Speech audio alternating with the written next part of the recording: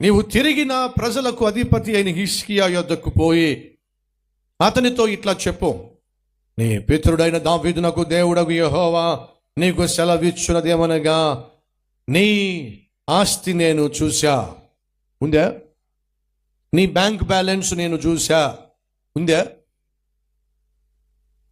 నీ కులం ఏమిటో నేను చూసా, నీ అందం ఏమిటో నేను చూసా, ఉందా అండి? జాగ్రత్తగా వినండి సహోదరి సహోదరులు.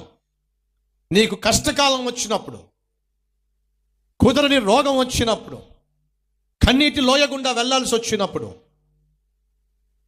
నువ్వు దేవుని సన్నిధికి వచ్చి ప్రార్థన చేస్తే, ఇందా నేను చెప్పినట్టుగా నీ కులం ఏమిటో దేవుడు చూడడం, నీ ఆస్తి ఏమిటో దేవుడు చూడడం, నీ అంతస్తు ఏమిటో దేవుడు చూడడం, నీ అందం ఏమిటో దేవుడు చూడడం, నువ్వు తినే ఆహారం ఏమిటో దేవుడు చూడడం, నీ ఆకారం ఏమిటో దేవుడు చూడడం.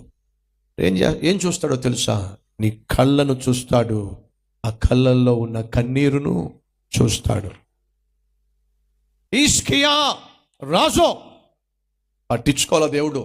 రాజుగా పరిపాలించేవాడివిగా, ఐ డోంట్ కేర్, నువ్వు చావబోతున్నావు అంతే చెప్పేశాడు దేవుడు. God doesn't care your post and position friend. నువ్వేమిటో, నీ స్థితి ఏమిటో, నీ గతి ఏమిటో దేవుడికి అవసరం లేదు. నీ దినములు లెక్కించబడినప్పుడు, ఈ లోకయాత్ర ముగించి వెళ్ళిపోయే సమయం ఆసన్నమైనప్పుడు వెళ్ళిపోవాల్సిందే. ఎవ్వరూ ఆపడానికి ఛాన్స్ లేదు. అయిపోయింది నీ పని, ఫుల్ స్టాప్, పెట్టేశా అని దేవుడు శాసనం చేసినప్పుడు, యెషయా వచ్చి ఆ విషయం చెప్పేసినప్పుడు హిజ్కియా ఏం చేశాడో తెలుసా? కన్నీరు కార్చాడండి, ఏడ్చాడండి. యెషయాతో దేవుడు అంటున్నాడు, యెషయా నా ప్రజలకు అధిపతి యొక్క హిజ్కియా దగ్గరకు వెళ్ళు. ఎందుకని? అతడు కన్నీళ్లు కార్చుట నేను చూశా. అద్భుతమైన మాట. ఎప్పుడు చెప్తా, మరలా చెప్తున్నా.